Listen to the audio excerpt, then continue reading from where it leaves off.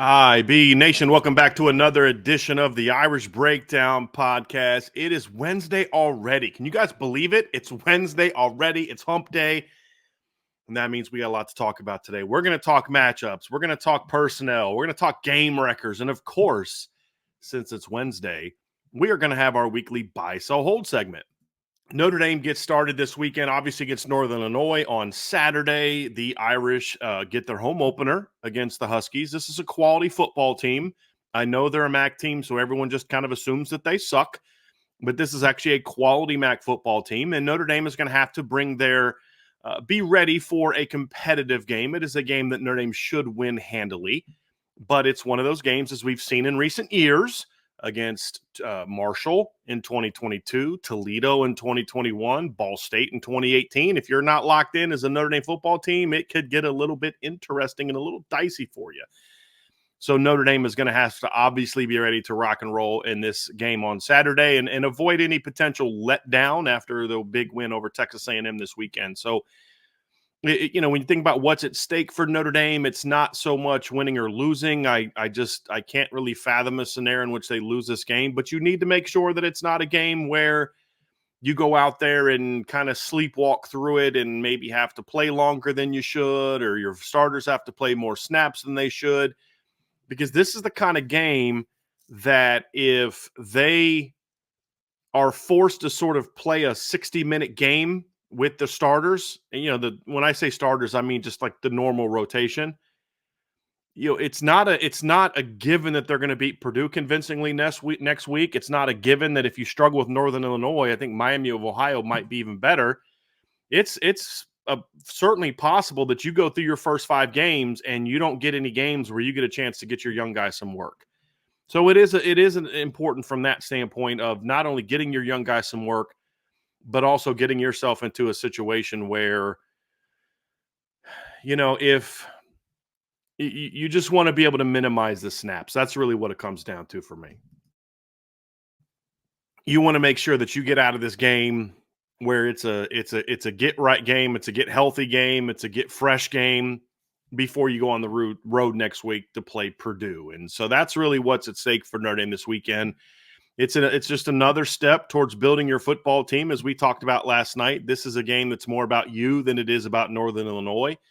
If Notre Dame plays a B game or better, this will be a convincing win. If Notre Dame plays an A game, then this game will be over by halftime. And we're going to find out which version of that is. When is Notre Dame capable of playing an A game? Some teams can't do it early. Some teams, you need more time to build. Can Notre Dame get there this early, or is their first kind of A game going to come down the road against somebody else? We're going to find out this weekend, but certainly another good test for Notre Dame. It's a unique game because there are some areas where I believe they present some important matchups for Notre Dame and some matchups that Notre Dame needs as they go out to try to really build their team this year. So I'm looking forward to seeing how this all shakes out. I'm looking forward to seeing, how this game goes for Notre Dame and what are we going to learn about this Notre Dame football team. Those are all things that we're going to learn. And so today we're going to talk more about this matchup. We're going to start the show off with sort of looking at a stacking up article, diving into a situation where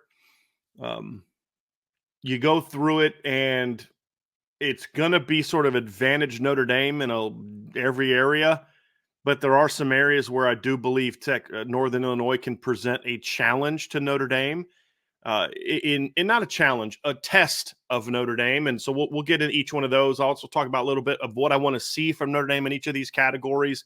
Going to still use the 23 stats because one game against an FCS team that went 0-11 last year doesn't really tell us a whole lot about Northern Illinois. So we'll still look at that, but we'll also mention kind of what they did in the opener and dive into that a little bit as well. After that segment, I will get into game wreckers for Notre Dame. There aren't really any game wreckers on the Northern Illinois defense, but there are some on their offense, which we'll talk about. But who are the guys that I want to, not so much the guys that need to be game wreckers like we talked about last week, right? I mean, we saw the guys that they needed to step up and be game wreckers, but more so who I want to see step up and be game wreckers, because you don't really need any game wreckers in a game like this. I mean, just kind of play your game and everybody does their job. You're going to win convincingly. But who are the guys that I want to see step up and really, really, play at a high level, and then we'll kind of get into to kind of where this is for Notre Dame. So let's get into that today, folks. Before we get started, do me a favor, hit the like button, hit the subscribe button, hit the notification bell, share this podcast, give us a 5-star review. No arguing in the chat today. Let's all get along. Notre Dame's 1-0. They just went on the road, beat a ranked team by 10. Let's just all enjoy that and get ready for Notre Dame to go out this weekend and hopefully play another good game and get to 2-0. So, and if you haven't done so, sign up for the message board at boards.irishbreakdown.com. I've had a lot of action on that breakdown that I did of the run game, and I'm hoping to get a couple more out this week. But check that out. You can sign up for that at boards.irishbreakdown.com. So let's get after it. All right, so we're going to dive into the first part of today's show and discuss sort of the matchup between Northern Illinois and Notre Dame. And Northern Illinois is a very interesting team because we talked yesterday. This is a team coming off of a 7-6 season, but a team that finished 7-6 and did so kind of with a very strong finish. Their season last year got off to a great start. They went on the road and beat Boston College at home. On the road and beat Boston College on their home field, obviously. And I mean, you think, boy, that's a great way to start your season. And the next week they went out and lost to an FCS opponent. Then they got beat convincingly by Nebraska. Then they lost to Tulsa. Then they lost to Toledo. And you're sitting there 1-4 thinking this might be a really long year for Northern Illinois. But they rebounded very well. Again, you lose to an FCS team. You lose to a Tulsa team that finished 4-8. And then you go on the road against Akron, and, Akron's not very good either, but, they're not a whole lot worse than what Tulsa was last year. And you get a win, a blowout win, and then that kind of got them hot. They beat Ohio the next week by 10. Ohio was a good football team. Last season, the Bobcats went 10-3. Their only losses were a touchdown loss to San Diego State, a 2-touchdown loss to Miami of Ohio, who won the league, and then, of course, a 10-point loss to Northern Illinois. So that was a very good football team. They beat an Eastern Michigan team that made a bowl game last year. Did drop a really weird loss. They lost to Central Michigan and Ball State, which is hilarious, by the way, because there's literally – did you guys know that there's actually a Northern Illinois message board? Did you guys know that? I had no idea that things like that existed. And I got – somebody put it in the message board at Irish Breakdown yesterday, the boards at irishbreakdown.com, and I read that thing, and that is a delusional fan base. That is an insanely delusional fan base, and I was kind of shocked by some of the stuff that I heard, to be honest with you, from that. But apparently Notre Dame is not that good because they couldn't score on Central Michigan last year. Oh, ironically, Notre Dame beat Central Michigan by 24, and then Central Michigan beat Northern Illinois, but that's a different conversation. Then they lost a game to Ball State, but then they rebounded well, beat Western Michigan in their next game, and then went out, and that was a not a great Western Michigan team. Obviously, went 4-8 last year, and then beat a really bad Kent State team in the last game of the year, which made them bowl eligible. Then they went to a bowl game and beat Arkansas State. So very strange team. But what I like about that they've done is they've returned a lot of players from last year. They have a lot of guys coming back, and coming back at very important positions that'll test Notre Dame. And I think they have 8 or 9 starters coming back on defense. They've got similar numbers coming back on offense. They lost their quarterback, Rocky Lombardi, but I actually think that they have a chance to be upgraded. I know, again, I talked about this yesterday. Rocky Lombardi is a big kid, a physical specimen, just not a real good quarterback. Very good athlete. I think they're going to have a much better passing game this year with the kid that they have at quarterback. And, of course, one of the best running backs that Notre Dame is going to face this season. So it's a very interesting team, very experienced team, pretty well-coached team. And I love, like I said yesterday, I love their offensive coordinator hire that they brought in. So it's going to be a very interesting test for Notre Dame, and it's one of those games where Notre Dame is going to have to play well to dominate the way that they should dominate. What I mean by that is I didn't think that Notre Dame played overly well against New Mexico in 2019, but they still won 66-10 because New Mexico was terrible. I didn't think they played overly well against Bowling Green, meaning they didn't dominate. They just it wasn't a real pretty performance. They were just way better. and won 59-0. If you win 50, if you win something like that against Northern Illinois, you played really well. This is a game where, to me, if you just kind of roll the ball out and don't perform well, you can win by 14-17, to be honest with you. Maybe only 10.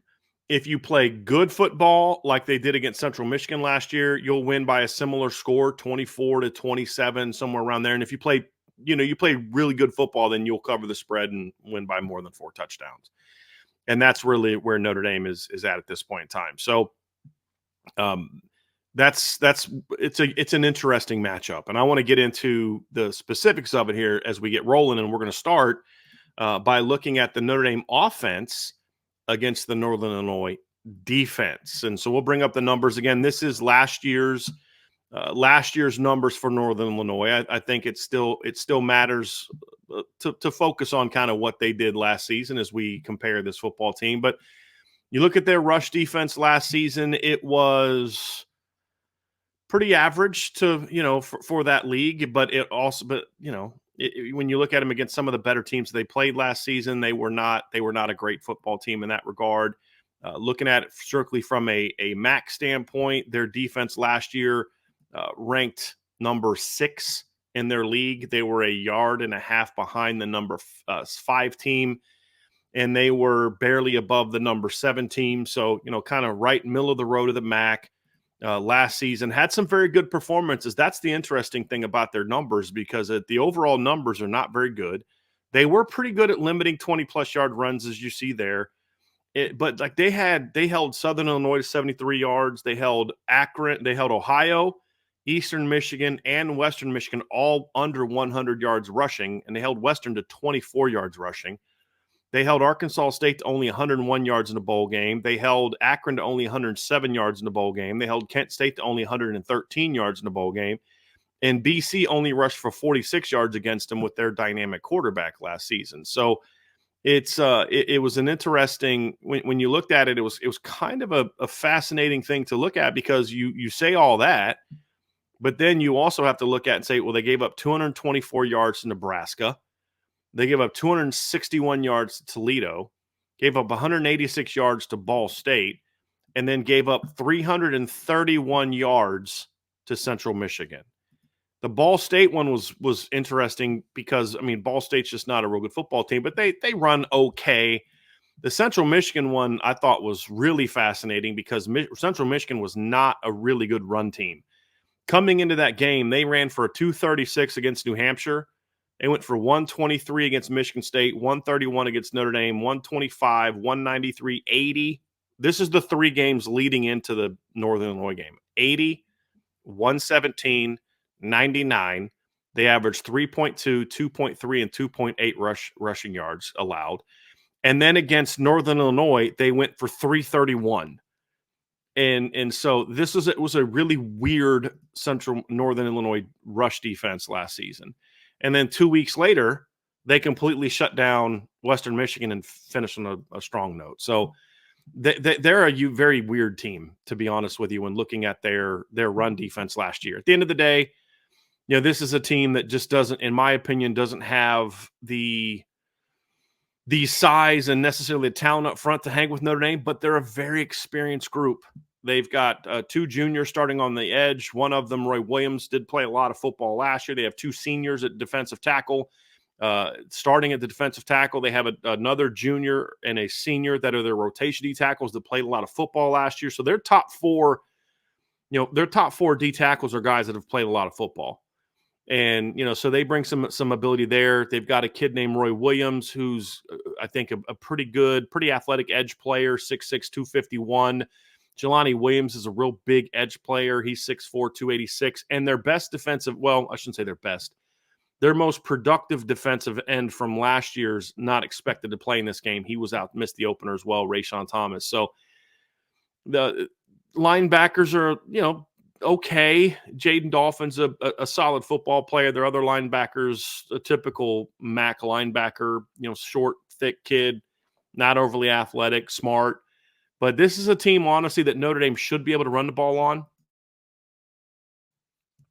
The question that I have about this team is, can they come out and Notre Dame, can they come out and clean up a lot of the mistakes that they made last week in the run game? And I showed you guys the numbers last night, a little sneak peek into what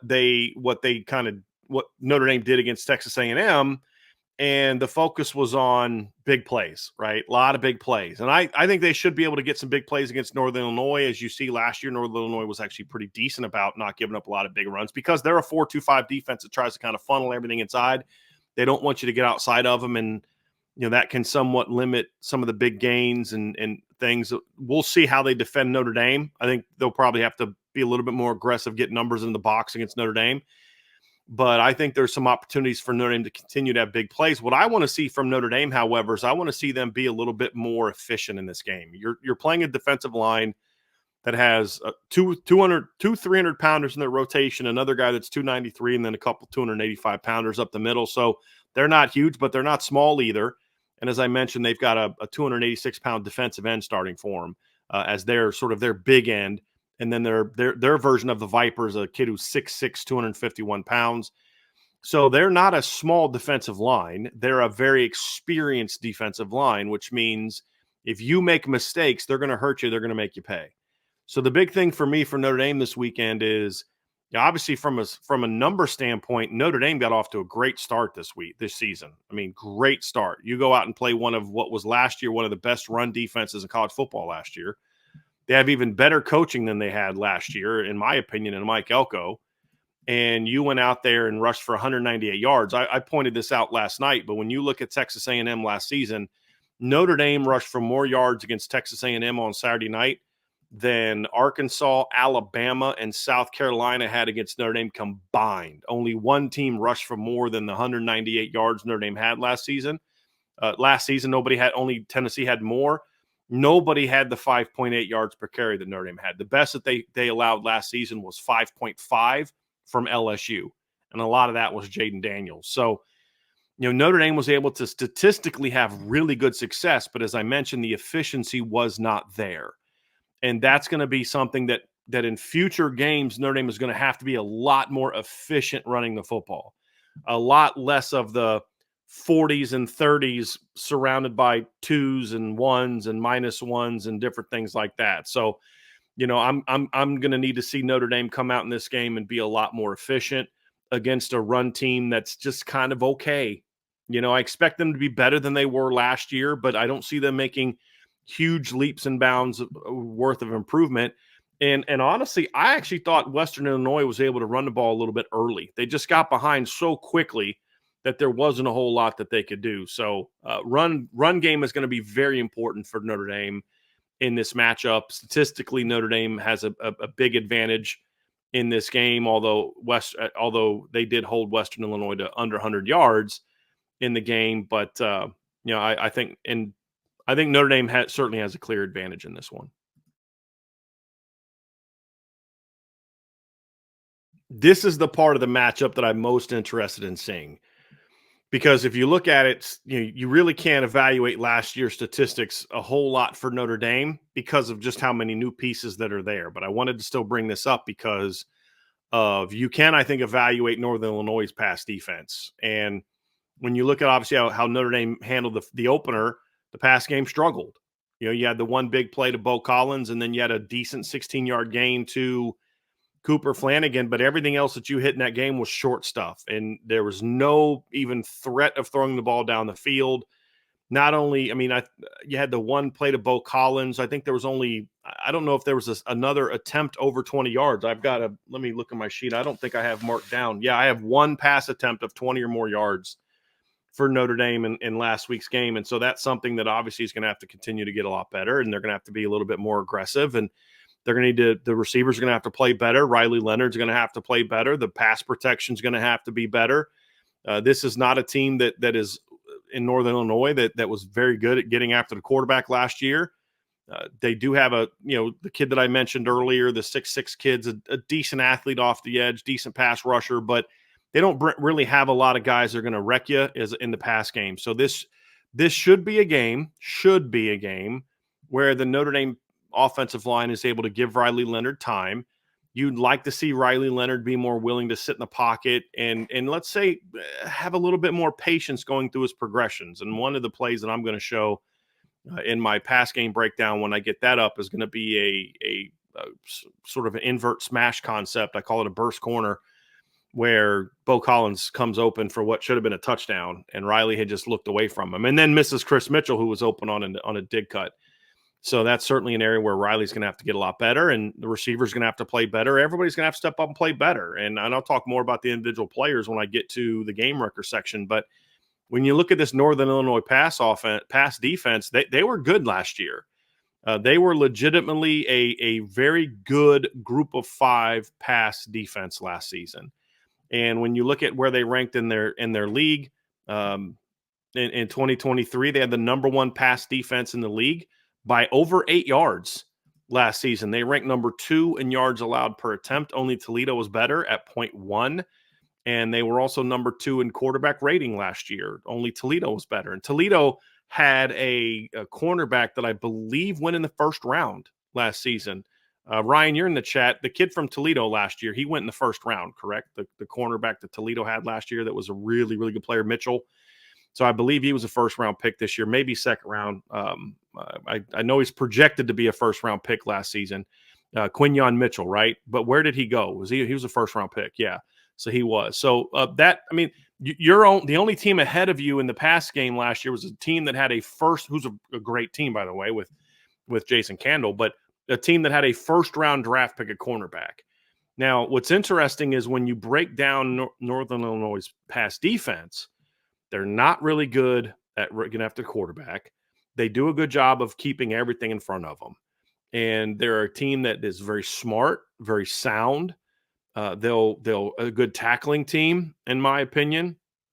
And they're a team that is just not going to get beat deep a whole lot. And which is interesting when you consider they weren't very good at getting after the quarterback last season. And not just from a sack standpoint, but, looking at their numbers, they weren't a team that racked up a lot of pressures, even though they, because you can be actually a pretty decent pass rushing team and actually not get a lot of sacks.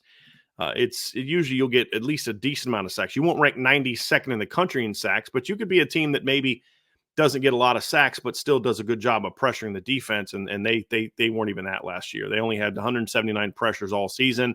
And as I mentioned, the guy that had the most pressures on their defense last year, Rayshawn Thomas, he's out for the game. Their next 2 best, actually, pass rushers last season, and James Esther and George Gums are also gone. I believe James Esther ran out of eligibility, and George Gums transferred to Florida.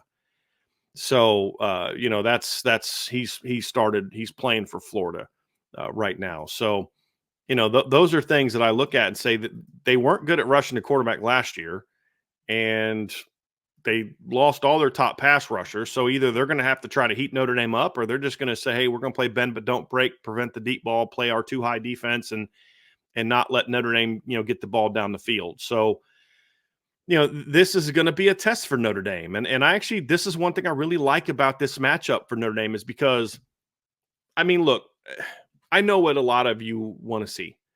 A lot of you, because this is true for every time they play a bad team. Just come out and run the ball down their throat and do this and run for a bunch of yards, and that all sounds good and it helps the end of the season stats. But I don't know if that necessarily makes Notre Dame a better football team. I'll say what I said last night. This has got to be a game where you have to be able to enhance your pass game. It doesn't mean that I need to see them throw for 300 yards. Somebody earlier said I got to see them throw for 300 yards. If Notre Dame throws for 275 yards and rushes for 225 yards, that's a pretty darn good day of work, right? But it just needs to be good, because there's also a scenario where Notre Dame doesn't throw for over 300 because they don't throw the ball much in the fourth quarter because they have a big win. I want to see an offense that is aggressive throwing the football, that's efficient throwing the football, receivers gaining separation, the quarterback making good decisions, and the quarterback being accurate on the football. Because if you can have success against Northern Illinois, it doesn't mean your pass game has arrived because it's Northern Illinois. But as I said, this is still a solid pass defense. For their level, they're very good at their level. For overall, they're solid. This is going to be one of the 6 or 7 best pass defenses Notre Dame's going to face all year schematically. And then personnel-wise, they're very long. They've got, I think, all their starters at the outside and back end are 6 feet or taller. The only guy that's sub 6 feet is their nickel, who's a good football player. One of their safeties is 6'3", really long, rangy kid. So they're going to do some things where they're going to make you work for yards in the pass game. And I want to see Notre Dame have some aggressiveness, first efficiency, good decision making, getting some separation, and then also seeing some aggressiveness. I want to see some different wrinkles for this week against this particular defense, which is going to be a little bit different schematically than what Texas A&M was. But I want to see Notre Dame go on the hunt a little bit more on defense. That's really where I'm at. And when I look at this matchup, I think that's going to be a big key for Notre Dame. Wrapping up this part of the preview, we'll go to the offense against the defense. Obviously, Notre Dame last season was a top 10 scoring defense, a top 10 team in yards per play. We'll see how they're going to be this season. Obviously, the first game of the year was a battle for Notre Dame. I do believe Texas A&M is going to have, that is one of the 2 to 3 best defenses that Notre Dame is going to play this season. I don't think there's any doubt about that at all in my mind. And you had 356 yards and 5.6 yards per play. If you look at comparable teams last season and you look at how Notre Dame performed in comparable games last season against Ohio State, Notre Dame had 351 yards and 5.5 yards per play. Again, against A&M, they were at 356 and 5.6. Against Duke, Notre Dame only had 381 yards of offense, 6.1 per play, but most of that was gained on the last drive of the game. Notre Dame had 3 big plays on that drive. Against Louisville, Notre Dame only had 298 yards and 4.5 yards per play. Against Clemson, Notre Dame only had 329 yards and 5.4 yards per play. And I would argue that Texas A&M's defense is better than all those defenses, in my opinion. Talent-wise, certainly. Post-Ohio State, better than everyone except Ohio State's defense last season. So you had a better than expected, slightly better than expected performance statistically. Weren't able to put the ball in the end zone as much as you'd like to see, but Notre Dame was able to get out there and do what they needed to do to win. Now it's about taking next steps, right? It's okay. You did what you needed to do in that game. You were able to win the game. Heck, if you just scored 23 points against Ohio State last year, you win that football game. Right. So that's certainly a positive for outcome in that regard. But now Notre Dame needs to take that next step offensively against what is a solid MAC defense, as I said before, pretty solid group of 5 defense. And when you look at what Northern Illinois did last season in their conference, as you see right there, I mean, that's national rankings, actually. They were pretty good last season. In the MAC, they were the 4th best MAC defense last season in scoring at 21 points per game. They were number 3 in the league in total defense at 319.5 yards per game, and they were number 4 in the league in yards per play at 5.12, so 5.1 per game. So this is a solid defense. Did a good job last season limiting big plays, as you can see there, 31st in the country at limiting big plays. Not a great third down defense, not a great red zone defense, and they were not good at all at forcing turnovers. So Notre Dame should be able to protect the ball, but we're going to see if Notre Dame is the same old Notre Dame as they've been in the past these next couple of games, in my opinion, because you look at this team and you say, look, I understand the not wanting to turn the ball over against Texas A&M, but you've got to be willing to be more aggressive against a team like Northern Illinois. You do. You have to be more aggressive than that. And so you just can't get in situations where you're so afraid of turning the ball over that you don't take any chances.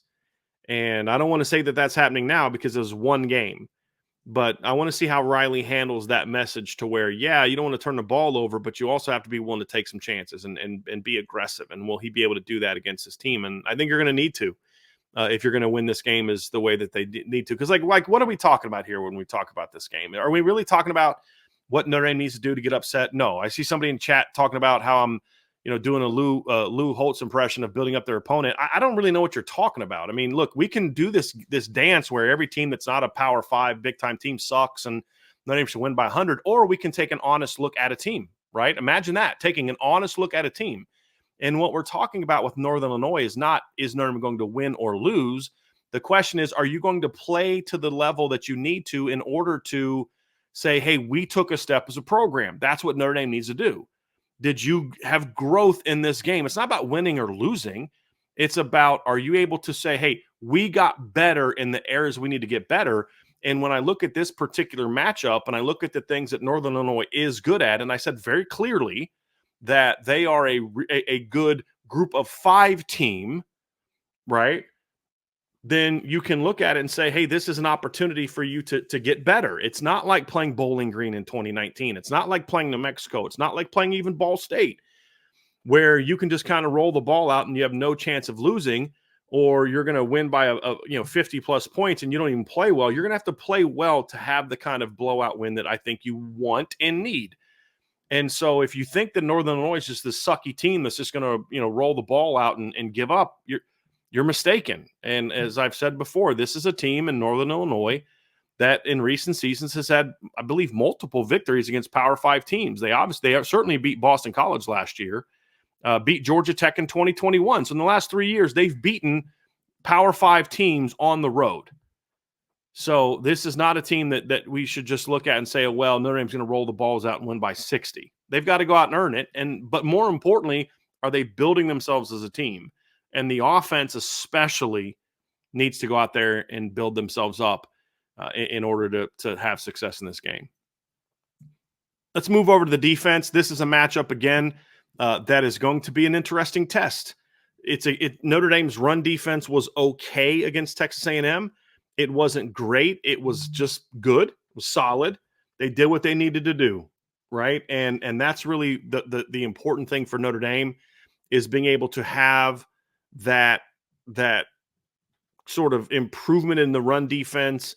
To a degree, I felt like they were willing to give up some things against Texas A&M in order to limit their opportunity to have big pass plays. They were willing to give up 4 or 5 yard gains here and there in order to limit some of that. I think A&M had a very big offensive line, and they leaned on Notre Dame at times, especially when the second team defensive line was in the game. But you look at this Northern Illinois matchup, and it's another good test. You have a veteran offensive line coming back. When you look at Northern Illinois, they have 4 returning starters on the offensive line. Their offensive line has got very good size for a MAC team. Left to right, they're 6'6", 298, 6'5", 311, 6'3", 305, 6'4", 321, and 6'6", 312. So they have very good size. And like I said, 4 of those guys are returning starters. And they've got a running back coming back that's a really good football player in Ontario Brown. And I've talked about him before.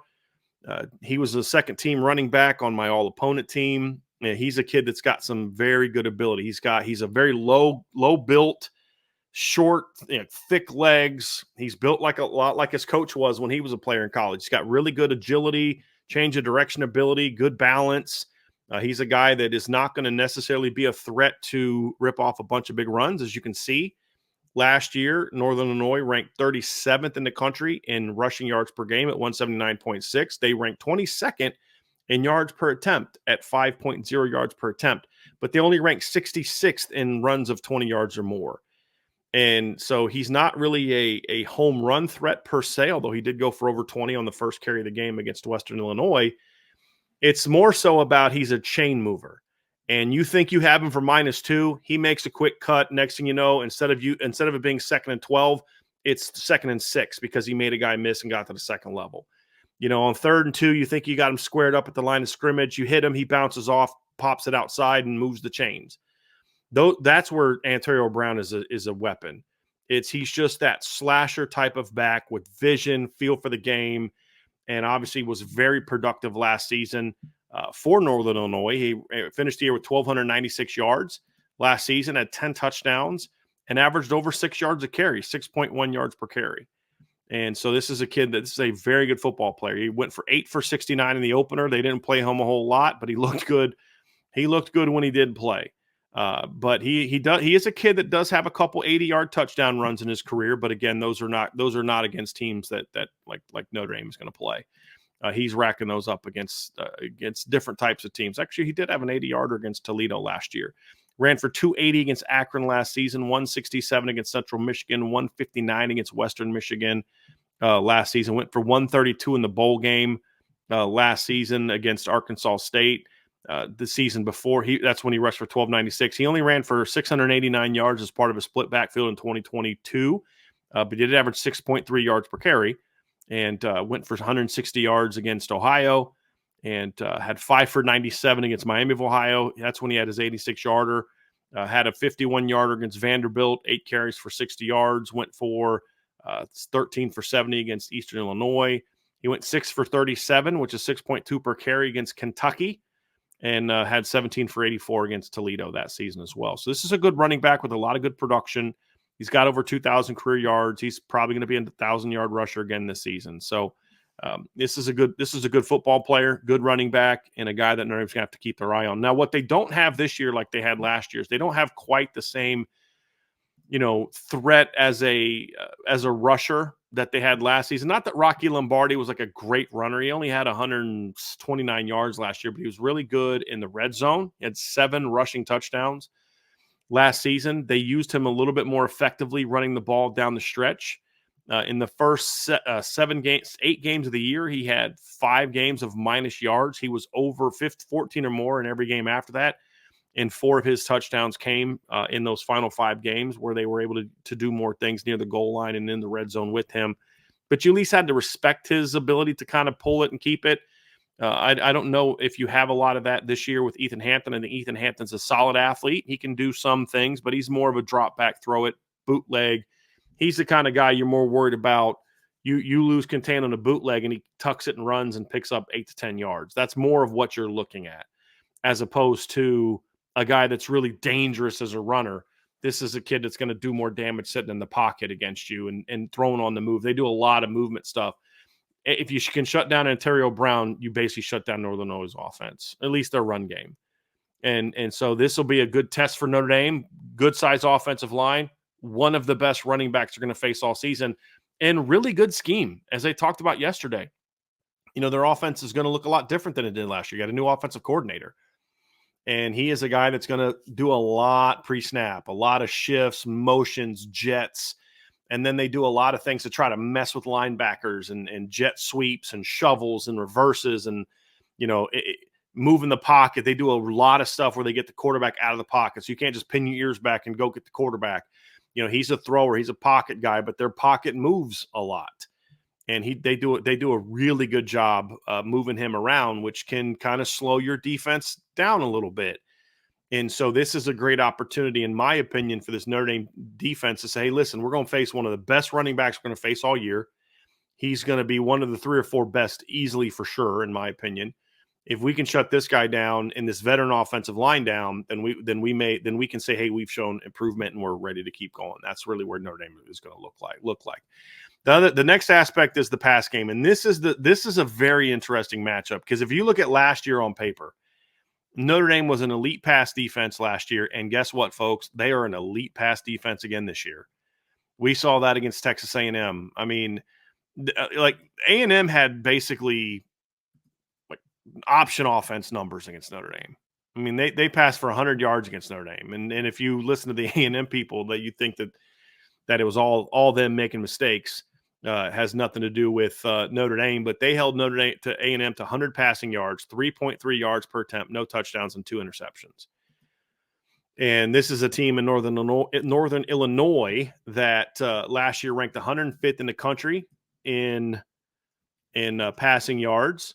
This is a team that ranked 95th in the country in yards per attempt, 82nd in yards per completion, 96th in touchdowns, and then 96 in pass efficiency, and then only 14 passes last year of over 30 yards or more, which ranked them 104th in the country. Now, they were very good at limiting sacks, but that's because they honestly didn't throw the ball a whole lot, to be completely frank with you. This year, they're going to throw the ball certainly a lot more. And so I like where this kid is at, or this team is at. I like what their offensive coordinator is doing so far. He's a young guy and does a lot of things. So I think you're going to see a lot more intricate pass game. We saw them in this pass game hitting wheel routes out of the backfield, hitting big plays on post snap switches. They did it was just real simple, just a real quick motion, outside guy goes in, inside guy goes out, they turn it loose, big play.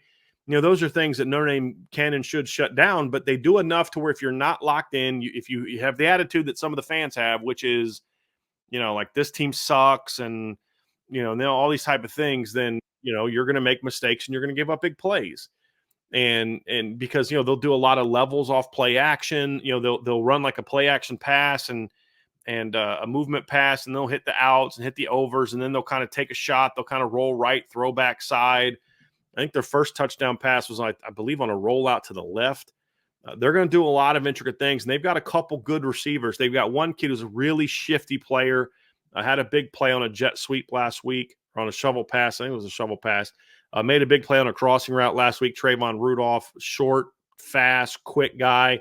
Their other receivers, a pretty solid player as well, in my opinion, at Cam Thompson, 6 foot, 198-pound guy. So they've got some size at receiver also. Andrew McElroy, 6'3". That Jalen Johnson plays. He's 6'3".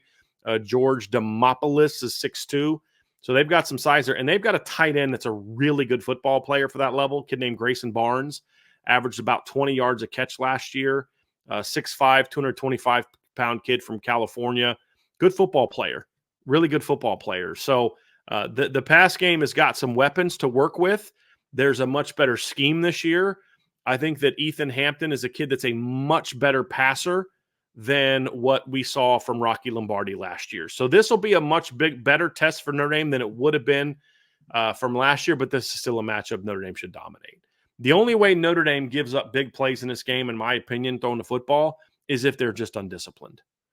That's basically where it's at. If they're undisciplined, if they turn guys loose, if they make mistakes, if they don't get to their depths, if they don't communicate, then sure A&M can, or then Northern Illinois can make some big plays. But this is not a team that otherwise should make some. Even though I like their talent, I think they're going to be a much better passing team this year in the MAC. I think they're going to have a lot more success throwing the football in this game this season than they have in the past. I mean, like I said, the opener against Western Illinois, Ethan Hampton went 18 of 20 for 328 yards and 5 touchdowns. I mean, just to give you some context, last season they only threw 15 touchdowns the entire season last year. They didn't go over 300 yards in a single game last season. Their best output was 298 against Central Michigan, and it's 297 against Central Illinois. The year before, in 2022, again, did not go over 300 yards one time, 284 yards, and they did that on 49 pass attempts. They only had 3 games all year in 2022 over 300 yards passing. The last time they threw for over 300 yards in a game was all the way back in 2021. And again, so they're not a very good passing team. They haven't been a good passing team. A lot of that, in my opinion, is due to Rocky Lombardi. And yes, Tommy, that is 30-plus yard pass completions. Yes. So it just speaks to, it's not 30-plus yards down the line, past the line. So it could be a 5-yard completion. Guy runs for 25 yards, and there it is. That's a 30-plus. So that's what that means. But when you look at in the opener this year, again, Western Illinois is not good, but they threw for almost 400 yards and 5 touchdowns. Very different scheme, quality talent, much better thrower at quarterback. And then you have a veteran offensive line that didn't give up a lot of sacks last year. So if you're not disciplined, they can hurt you. If you're disciplined and you play your game, Notre Dame will shut their pass game down. And it really is that simple. But there are some things about it that I like that are – it's not even about Notre Dame as much, but when I look at their schedule, against Buffalo and UMass and Bowling Green, Toledo, Ball State, Western Michigan, Akron, Miami, Ohio, and Central Michigan, saying, boy, I think this team can do some things in the MAC this year because of the fact I believe their offense is going to be a lot better. I really do. I think their offense is going to be a lot better than it was last year, and it comes down to the change of offensive coordinator and the weapons they have in the passing game. It's going to make them much more effective, in my opinion, in the throwing game, which is what they need, because teams are just going to come out and try to shut down, Antonio Brown. That's just what they're going to do. And, like last year, here's a crazy thing. Last year, as good as his running back was, they only threw him the ball 12 times for 52 yards. He was nothing but a check down guy. First game of the year, he has 2 catches for 45 yards. So, again, they're going to use him in a lot of different ways. So, I like this Northern Illinois team. It's not a team that should challenge Notre Dame. But I'm telling you, if they can stay healthy and keep improving, this team's got a chance to make some serious noise in the MAC. There's no doubt about it. Just overall, looking at the statistics, Notre Dame should dominate. Again, Notre Dame's a top 10 team in scoring defense, yards per game, yards per play, red zone defense, third down defense. They were top 30. They were top 15 in fewest 30-yard gains allowed, 13th in turnovers forced. The only area where Northern Illinois was a top 50 team was third down defense. They were 47th, and then they ranked 42nd in 30-plus yard plays allowed. So certainly advantage Notre Dame in this matchup, but I do really like this Northern Illinois team. I'm telling you guys, this is a good MAC football team, not related to, they're going to beat Notre Dame or should give Notre Dame a game. But I will say this, if Notre Dame's not locked in, they will make it a game for at least a while. This will not be a game that Notre Dame just rolls the ball out and runs by guys for 20 yards and easy touchdowns, and they're not going to have a lot of blown assignments. They're going to play hard. And as I said, this is a team that under Thomas Hammock has won multiple games against Power 5 teams. They're not going to be afraid of Notre Dame. They're not going to come in and just lay down and let Notre Dame roll all over them. They're going to battle. If Notre Dame plays their game, it won't matter. If Notre Dame doesn't play their game, then it'll be close for at least 2 to 2.5 quarters at least. So I want to see what this team does. And as we talked about in yesterday's show, we know they can handle adversity. Now let's see them handle success. And so that's going to be the breakdown for Northern Illinois. So we'll have our tomorrow. We're going to go game records next and BISO hold. But just a reminder, tomorrow we'll do our keys to victory in this game. It'll be Ryan and I. We'll do that. And then, of course, we'll make our predictions for the game tomorrow. Going to give you a little bit of a teaser. We both have Notre Dame winning. Shocker. Okay. I don't want to ruin it for you. And then Bill Bender and I will get on the show after that, and we will preview Texas, Michigan, Iowa State, Tennessee, NC State, and Nebraska, Colorado. So we'll spend a lot of our time on that Michigan-Texas game, but we're going to preview those other 3 games as well. So that'll be our slate for tomorrow's show. But this is the preview for Northern Illinois. Give you a chance to see what this team is about. And it's a good football team. If you're someone who likes MAC football, and I do, I really because I grew up watching it. I'm an Ohio guy. I went to camps at Miami, Ohio, and Bowling Green when I was in coaching because we would recruit, the same areas. So we would go work their camps and get a chance to see kids that maybe they weren't going to recruit that we could maybe try to convince come play for us and things like that. So got to know a lot of those staffs. Went there when Urban Meyer was at Bowling Green, went there when Dave Clawson was at Bowling Green, and have a lot of respect for that league and what they do and the things they have to go through. So this is going to be a really good test for Notre Dame and just another good building block for them as they get ready to continue into the season. So I'm going to hit that like, hit that subscribe, hit the notification bell, share this podcast, give us a 5-star review, and I will see you guys here in a few seconds as we get ready for part 2 of today's show where we're going to talk about game records.